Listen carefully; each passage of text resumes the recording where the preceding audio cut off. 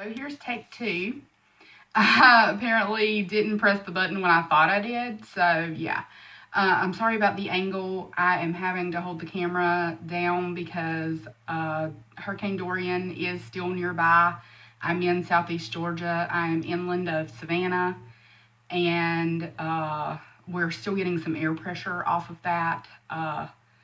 So my shoulders are not doing so great today, but I just wanted to do a check-in. I hope everybody's doing well. And rumors of my demise have been greatly exaggerated. I am getting ready to go see a new OBGYN. And I'm a little nervous. I don't like going to the OBGYN, and if you've seen some of my previous videos, you probably understand why. Sexual assault survivors, sexual abuse survivors, rape survivors. We generally don't like to be touched in special places. So, you know, it's hard to let a stranger, especially a new stranger, touch you down there. And so I'm not looking forward to this appointment. But the thing is, I developed cervical prolapse over the last few months, which basically means the muscles that were holding my uterus in place, I pulled them, and my uterus is now residing in my vaginal canal. Yay, because I totally needed that, right? But the good news is this may be the last push needed to convince someone to do a hysterectomy on me, because nobody wants to do surgery on me anymore. I've had so much surgery done that nobody wants to go in there anymore. And my last OBGYN, I did like her. I liked her personality and her manner, but I also felt like she was very hesitant when it came to me. She did not really take a lot of things as seriously as I kind of hoped she would. And the cervical prolapse was kind of the last straw, because she basically told me, oh, well, you have this. And I'm sorry, you guys, I have like a hair that's tickling my nose. But she was like, you have this condition. And I'm like, okay, what does that mean? And so she told me. And then I'm like, well, what causes it? Like, she gave me no information. Okay, you can't tell someone that they have a medical condition and then that just be the end of it. And also her explanation of what causes it was, well, it's usually hereditary. I kind of appreciate the fact that she didn't just flat out say, well, you're a fat cow, and that's probably what contributed to it. Weight can be a factor, but I have been this weight pretty much since I was a teenager. So 20 years of being the same weight, and I've never had this issue. I'm going to say that it's probably due to the fact that I moved some furniture I shouldn't have moved by myself, because that also complicated some herniation I have in my abdomen. Okay, it was dumb, I know, but I needed the furniture moved, and my dad is busy and has problems of his own. So anywho, yeah, going to the OBGYN today, fingers crossed that it goes well. We'll see. I hope that you can tell that I am doing much better than I have been doing in the past. I'm more animated. I have more energy in general. I feel more positive. I'm in a better mood.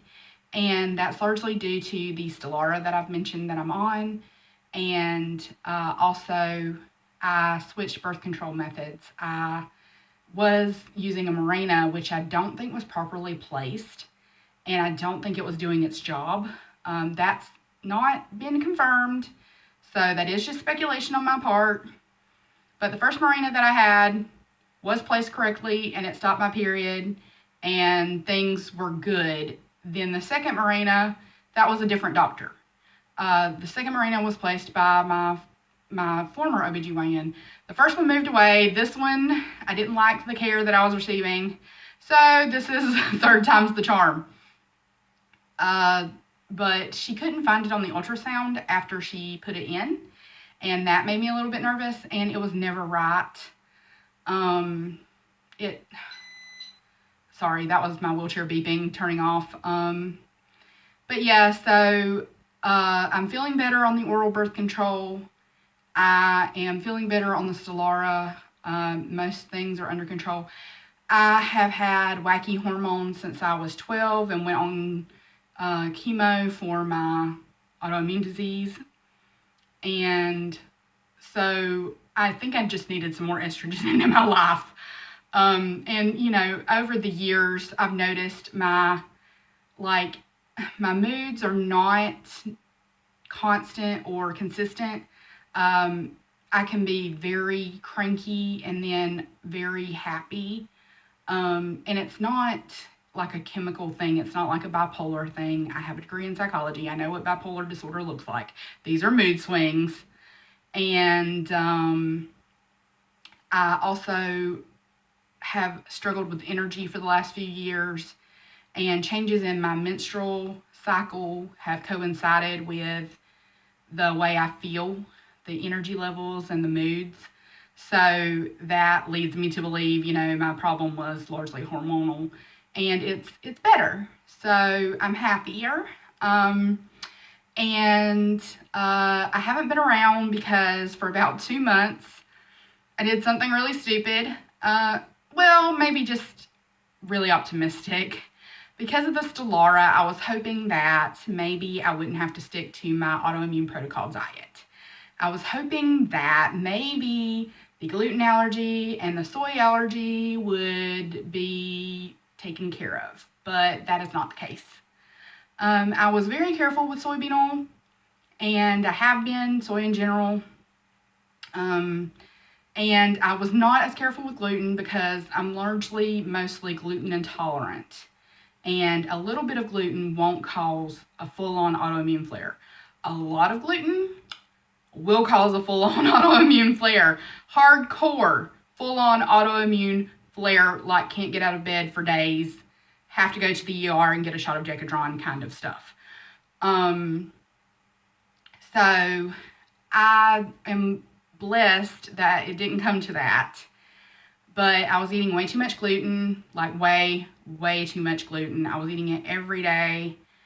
And I already have irritable bowel syndrome from stress and from the autoimmune disease.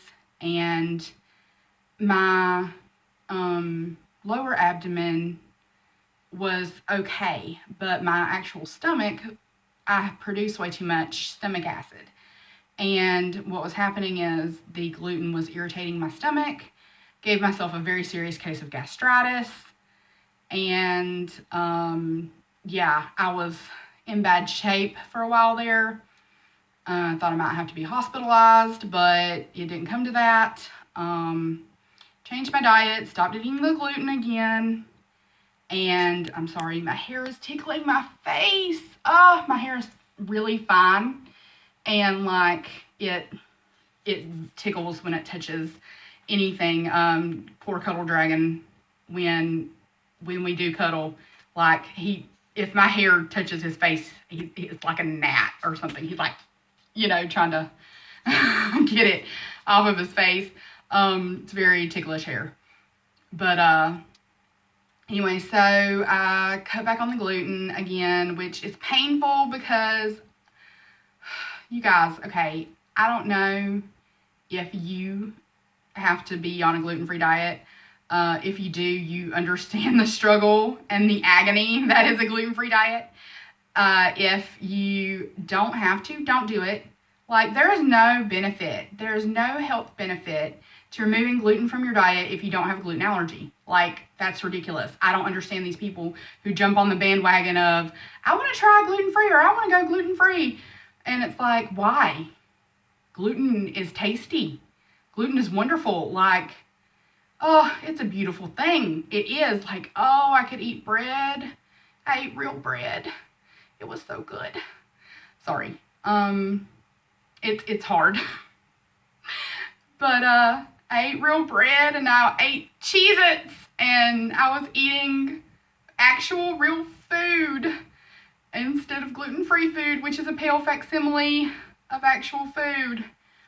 And I just kind of lost my mind a little bit. I was overly excited about thinking I could eat it again. It's kind of like those times when, like, every now and then, because gluten-free is like the new hot button, diet or allergy, I guess, people make fun of gluten-free all the time. And so I kind of let it get in my head, and I'm like, yeah, maybe they're right. Maybe I'm just making a big deal out of nothing. Maybe, who's allergic to bread? Nobody's allergic to bread when people are allergic to peanuts and eggs and nuts and all this stuff. So why not bread, right? So I let it get into my head, and I'm like, I can totally eat bread, and I'll eat it, and I get sick because I have an allergy to gluten. And it's almost like I let their poking fun at it convince me that it's not a real thing, but it is a real thing. It's a real thing. And anywho, so that happened, and I'm trying to get the cervical prolapse taken care of. And good things that have happened are that I have gone through some more of my skincare. I have used up, I have the Ulta Dew Drench Essence. They discontinued it. I bought 3 bottles when I saw that they lowered the price, and I knew that they were going to discontinue it. And so I just went through another one, and I'm using it. And I'm still using the waterful, I hope you guys can see this. I'm still using the waterful gel. But the thing is, I'm in South Georgia. It's humid here, but I have incredibly dry skin. I use the essence and the water gel because I don't like greasy things at all. And I like a gel cream moisturizer. It's great. But at the same time, I don't feel like it's quite getting the job done. And we are going into fall soon. Here in the South, September is not fall. Not even the end of September when it's supposed to be fall. It's not fall, okay? We get fall in like November. I had my ceremony with my ex-partner on October 25th. And I was wearing short sleeves. I was wearing a, short sleeve wedding dress. And we were fine. Like, nobody was cold. It was great. So that was the end of October. And, everybody's talking about their pumpkin spice lattes and all this stuff. And I'm sitting here going, the only way I'm drinking a pumpkin spice latte is if it's iced. Okay? I don't want to hear about your pumpkin spice latte and your cool weather and stuff like that, because guess what? It's going to be 97 degrees today and sunny. We're not even getting cloud cover to give us some relief, okay? I am going to pray I don't pass out on my trek from my house to the car today at 10:30 in the morning. Actually, we're going to leave around 9:30 because my appointment's at 10:30. Anywho, it's going to be in the high 80s at the time that we leave. So, all this fall stuff, I'm just like, I don't know what you're talking about. But it did get me thinking about how I'm going to need more moisture. However, today I tried this. This. Okay, this is the Velvet Skin Melting Moisturizer from Ulta. Okay, they still sell this. They still sell the waterful gel too. Okay. I don't know what to say about it other than it did nothing. It sat on my skin and I didn't absorb it at all. And I had the same experience when I tried it earlier this year. What I was going to do is I had ordered it when they were having a skin kind of deal. And I also got a backup waterful moisturizer at that time. I used up the first waterful moisturizer. And then I was like, well, I'll try the Velvet Skin. And no, didn't like it then. I'm not using too much. I'm using a very small amount, dabbing it all over my face, like rubbing it in, and my face looks oily. Okay, I went over to my mom's to confirm that I was not just hallucinating, that this was, you know, like all in my head. I was like, do you see my face? And she was like, yeah, you don't ever look like that. Like, that's terrible. I was like, I have to go home and wash this off my face right now because I just know. And I use a facial oil in the wintertime, and it doesn't do that. The facial oil sinks in. So I don't know what is wrong with this shit right here, but I don't recommend it to dry skin. I definitely don't recommend it to oily skin. So use with caution if you do. I just wanted to throw that out there because maybe other people are having fall temperatures. You know, not everybody is still heating half to death and worried about strokes and that kind of thing in September. So while all this talk of fall is happening, just be aware of that if you're having to switch up your moisturizer due to the temperatures and skin dryness or anything. As for me, I'm still on the hunt for a good transitional moisturizer between summer and fall. We get like maybe a week of fall, so maybe I shouldn't worry about it. Because it's like summer, then freeze your ass off, then summer.